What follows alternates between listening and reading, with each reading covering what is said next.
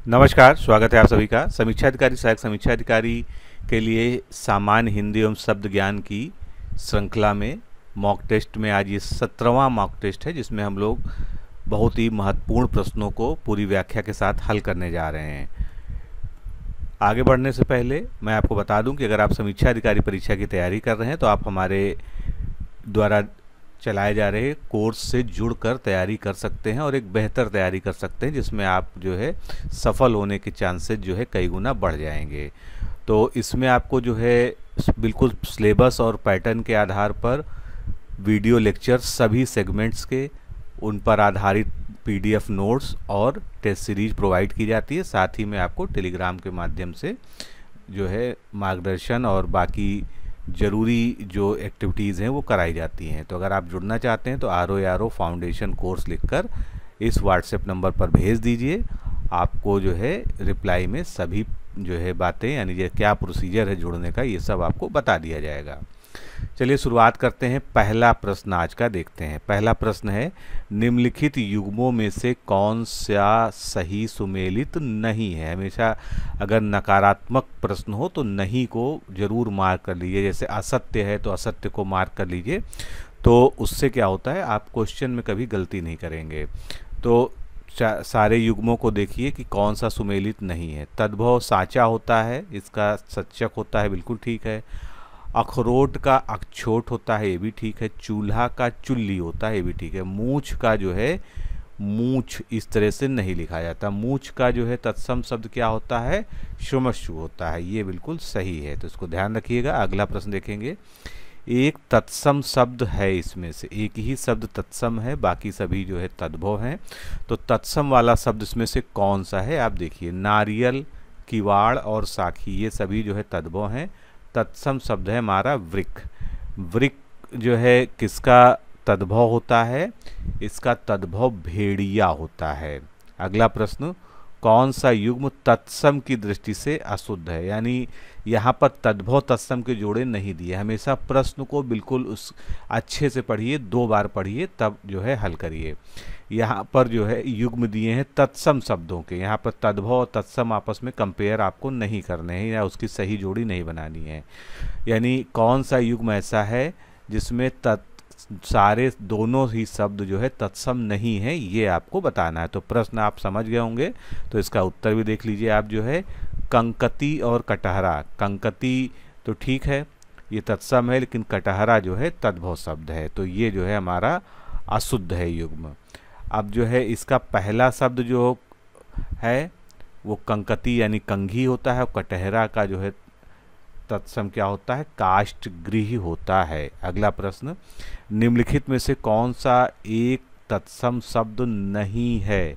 एक तत्सम शब्द इसमें से कौन सा नहीं है, ये आपको देखना है। तो चारों को ध्यान से देखिए, और एक इसमें से जो है तद्भव शब्द है, उसको आपको पकड़ना है।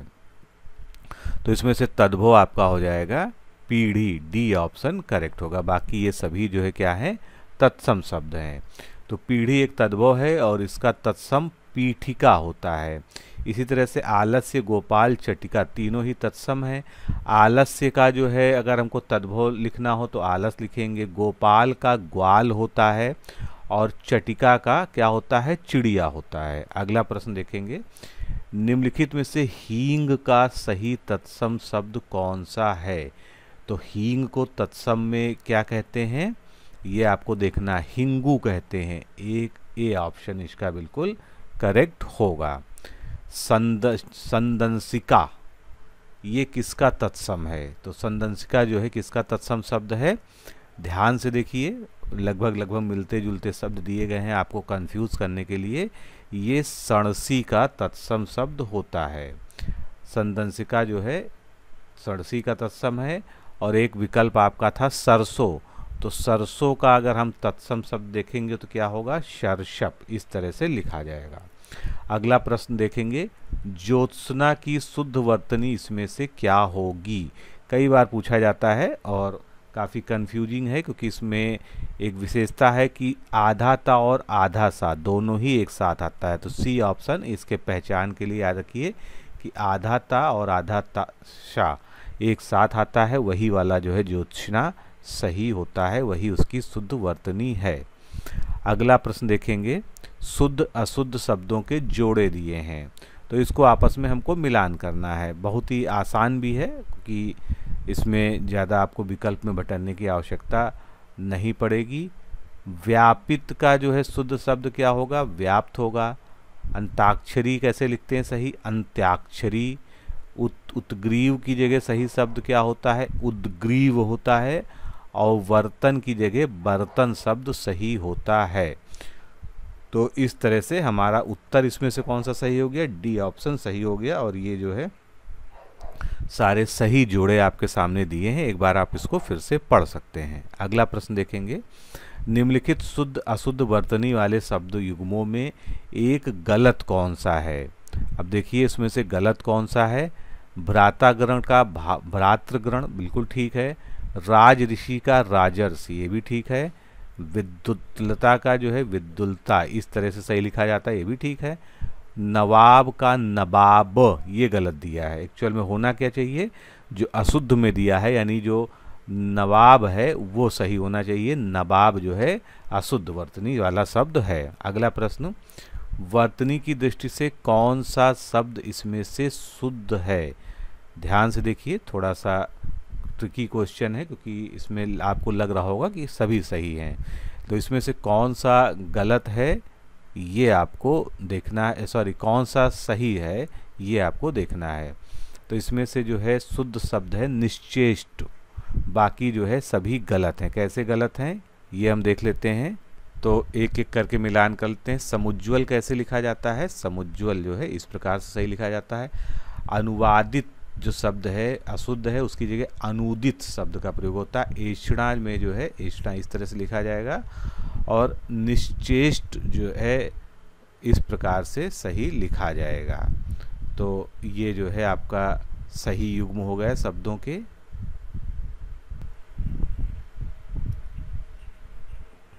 अगला प्रश्न देखते हैं, एक वर्तनी शुद्ध है यानी इन शब्दों में केवल एक ही की वर्तनी शुद्ध है, वो शुद्ध वर्तनी वाला शब्द हमको देखना है। तो कौन सा होगा?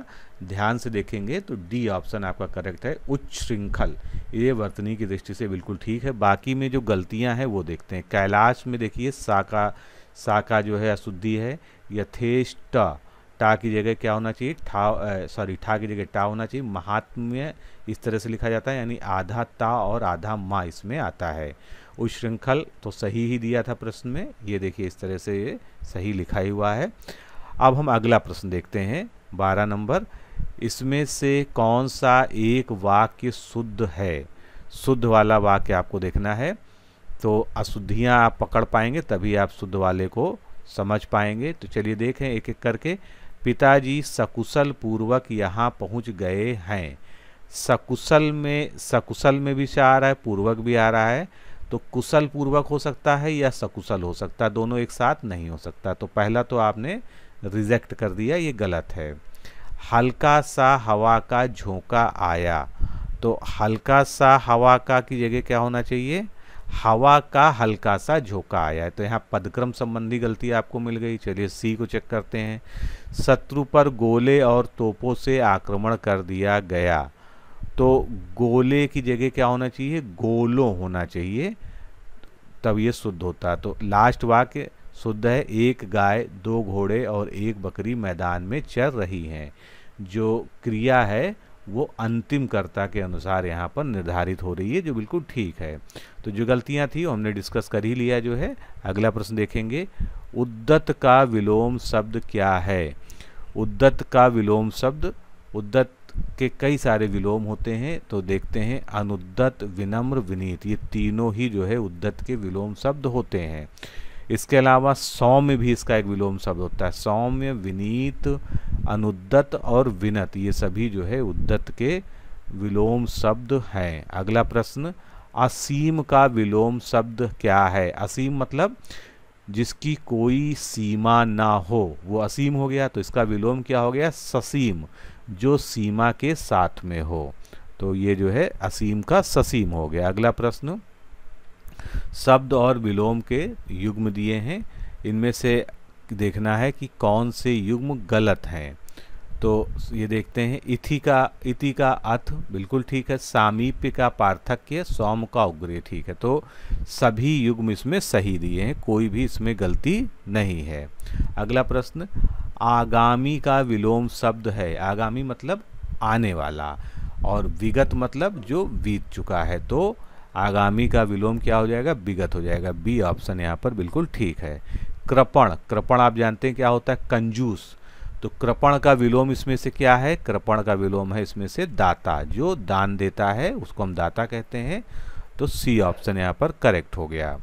अगला प्रश्न देखेंगे, कृश का विलोम शब्द क्या है?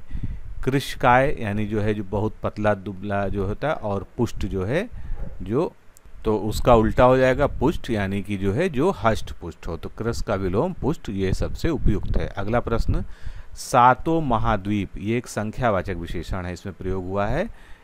क्या संख्यावाचक विशेषण है? सातों। तो ये तो निश्चित है कि ये संख्यावाचक विशेषण है। ये किस रूप को दिखाता है, यानी संख्यावाचक विशेषण का ये किस तरह का प्रकार है, या कौन सा प्रकार है, ये आपको बताना है। तो सातों क्या है? एक कम्युनिटी यानी एक समुदाय को जो है संदर्भित कर रहा है। तो ये क्या हो जाएगा? समुदायवाचक विशेषण हो जाएगा। जिन शब्दों से किसी संज्ञा या सर्वनाम की संख्या का बोध हो उन्हें संख्यावाचक कहते हैं। सातों महाद्वीप संख्यावाचक विशेषण का एक समुदायवाचक रूप है। अगला, एक वाक्य में विशेषण का प्रयोग नहीं हुआ है, यानी 3 वाक्यों में हुआ है, एक में नहीं हुआ है। तो ध्यान से देख लीजिए, पता चल जाएगा। वह मधुर संगीत सुनता है। तो इसमें जो है मधुर कैसा है? मधुर जो है विशेषण है, संगीत की विशेषता बताई जा रही है।